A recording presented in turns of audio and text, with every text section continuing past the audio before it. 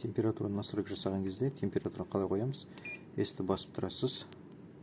45 секунд температура шығады, текущий. Соны қандай керек по факту, соны қоясыз. Например, 10 градусқа қоямыз. Немесе азайтасыз. S-ті басасыз. Сохранить етесіз. Егерде глубокий настройкаға кіру үшін P-ны басып тұрасыз. 2.0 деген шығады. Бұл код сұрап тұр, яғни бұл жерде көбінесе 2.0 болады, немесе 11 деген болады, яғни 2.1.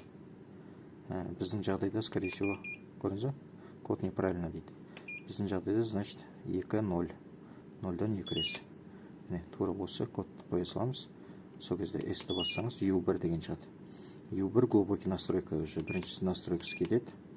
U1-ге кіру үшін бізге S-ті басамыз да 1-2 қоясыз.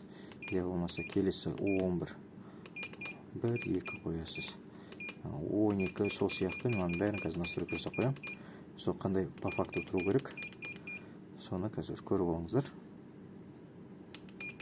Мысалы басынан бастаймыз. O10-ымыз бізде 0-да тұру керек, O11-іміз 0-да тұру керек, O12 0-да тұру керек, O20 0-да тұру керек, O22 1 градус, яғни гистерезис, O30 0, O31 30, O33 0, O34 0, O35 0, O36 0, O52 30, O53 0, O54 off, O55 off, O60 0, O61 0, O62 0, O90, яғни бұл нагрев, либо охлаждение. Бұл жерде бізде HE нагрев, ағылшынша heat деген.